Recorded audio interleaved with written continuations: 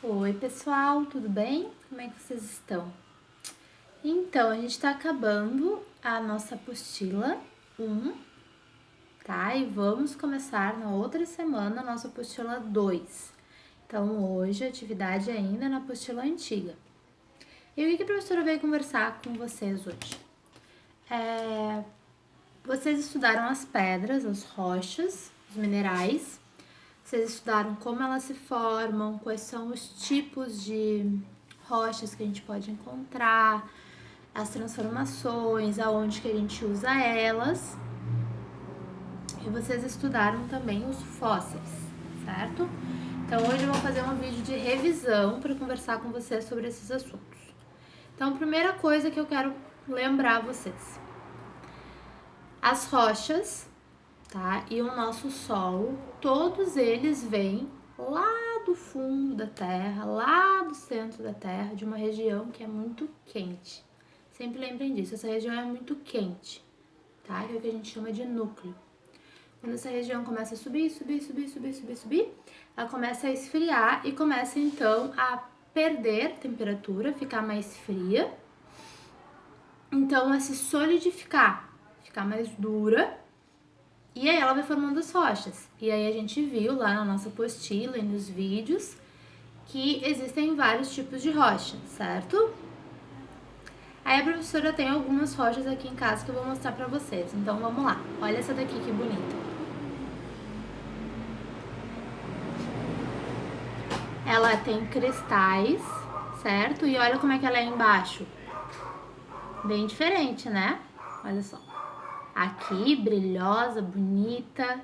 E por fora, escura, mais dura, sem brilho. Tá vendo? Olha essa outra. Feia, né? E... Churururum. Olha o brilho. Queria poder mostrar isso em aula pra vocês. Tá? Ó, por fora e por dentro. O que a gente observa aqui, ó? Nas duas, que são brilhosas. A parte de fora recebeu mais calor, mais pressão, sofreu mais mudanças. Então a parte de fora ficou de um jeito e a parte de dentro ficou de outro.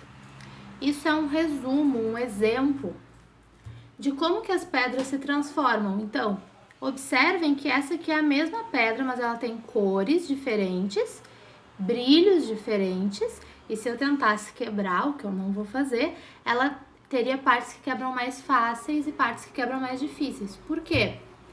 Porque quando essa pedra aqui se formou, gente, a temperatura que estava aqui e a temperatura que chegava aqui e a temperatura que chegava aqui eram temperaturas diferentes. Então, o que a prof quer lembrar vocês? Que os diferentes tipos de rocha, eles têm essas aparências diferentes uma das outras pela formação que eles recebem. Então, o calor, a pressão, que é quanto peso tem em cima, o tempo que ela fica embaixo da terra, tudo isso influencia. E aí a gente vai ter lá o que a gente lembra das sedimentares, as magmáticas, as metamórficas. Olha essa aqui que a prof tem. Vocês estão vendo que ela é cheia de poros? Essa é uma rocha que vocês diriam o quê? Provavelmente, né, ela seria uma rocha sedimentar, porque ela, se vocês olharem ela de perto, ela tem um monte de pontinhos, como se ela fosse composta por um monte de pequenos farelinhos.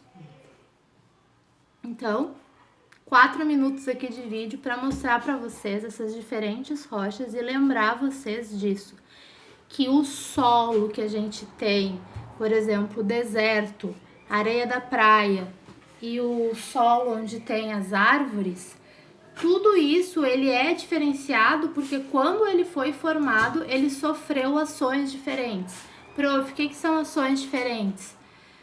O vento atingiu de uma forma, então pensem aí em Governador Celso Ramos, que tem os morros altos e a praia. né? Quem recebe mais vento, é a praia ou é o morro? Então, o solo, quem recebe mais solo, quem recebe mais chuva? O solo nunca vai ser igual, porque cada lugar do planeta recebe uma ação da natureza diferente. E essa ação vai desenhar como o solo vai ficar, como as rochas vão se formar e o que a gente vai poder plantar e utilizar ali, certo? Ok, passamos as rochas, chegamos em fósseis, na página 43. Então, os fósseis, pessoal, o prof não tem nenhum fóssil para mostrar, mas os fósseis, então, vão ser esses restos de animais, de plantas e às vezes de seres humanos que foram soterrados e ficaram entre uma rocha e outra.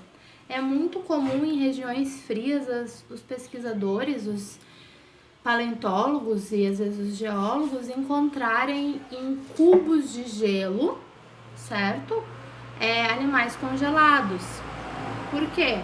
Mesma coisa, houve uma transformação na natureza e aquele animal ele foi preservado por causa da pressão, lembra? Pressão, a força que tem em cima e a condição da natureza. Então, ali na apostila de vocês, só um pouquinho, pessoal.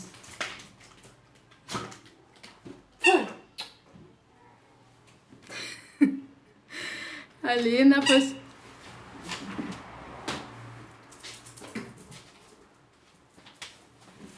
Ali na apostila de vocês, desculpa. Ali na apostila de vocês vão ver que ali o Tiranossauro Rex foi soterrado no mar. Então tem regiões que é mais fácil a gente encontrar os fósseis e regiões que são mais difíceis. Essas regiões, principalmente que tem grandes montanhas de gelo, antigas, são regiões que possivelmente tem muito registro fóssil, mas é muito difícil a gente acessar. E o que acontece? Como a natureza, o planeta, ele está sempre se transformando, a gente não sabe exatamente quando vai construir uma casa, quando vai fazer um shopping, quando vai fazer uma estrada, o que vai ter ali. Então, por exemplo, lá em Rio Grande, que foi um lugar onde a professora já morou, estavam construindo um grande shopping e descobriram que embaixo do shopping tinha resquícios dos indígenas de muito tempo atrás. Então, o que a gente chama de espaço arqueológico. Ou seja, tinham resquícios de uma população que viveu lá há muito tempo. E por que daí não pode construir o shopping e tem que cuidar daquela região?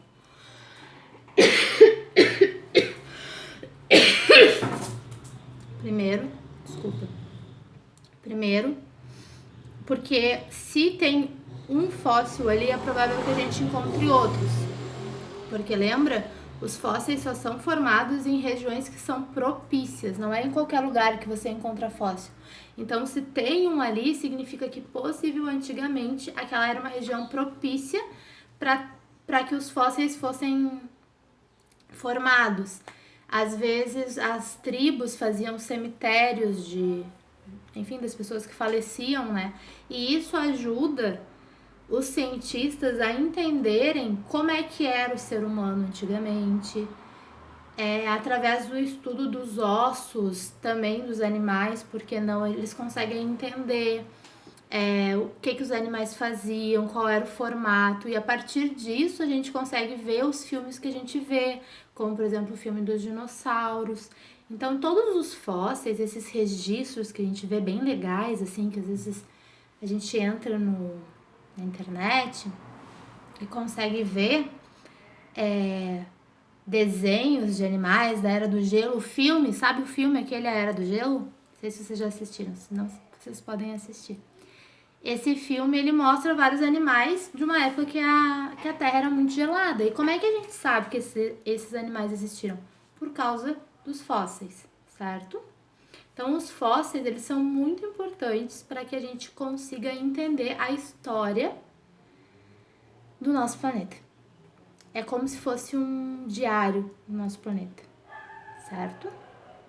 E aí, para a prof não se prolongar muito, nós temos o conteúdo combustíveis fósseis, que é muito importante. O que são os combustíveis fósseis? Quando a Terra vai fazendo as camadas e apertando todos os seres vivos que morreram, as plantas, né? Soterrando, criando novas camadas e levando as camadas de cima para baixo, certo?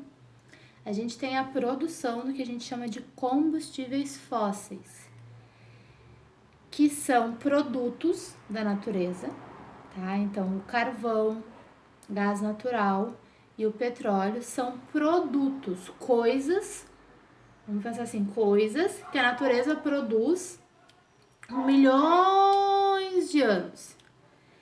E aí o ser humano descobriu que se ele usar esses produtos, o carvão, o gás natural e o petróleo, ele consegue fazer energia elétrica.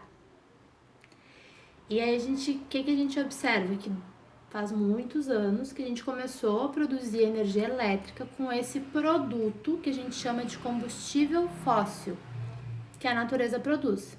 Só que aí nós temos um problema. Por quê?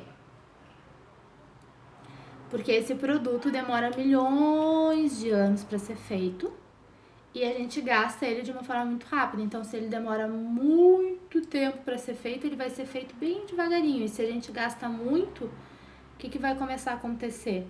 A gente vai precisar de mais petróleo, mais gás natural, mais carvão e a gente não vai ter, porque a natureza demora muito tempo para fazer, certo?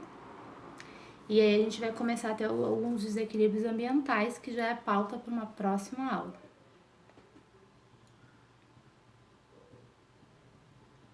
Então, o que precisa ficar claro aqui para vocês?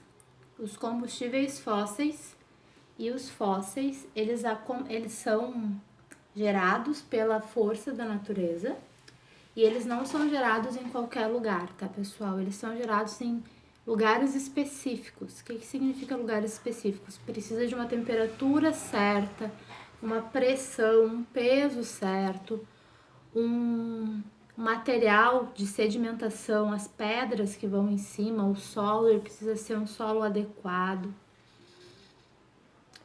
Por isso que esses combustíveis fósseis e os fósseis também, eles são tão raros, porque não se formam em qualquer lugar e não se encontra de qualquer, assim, facilidade. Não é você cavar a sua casa que você vai encontrar.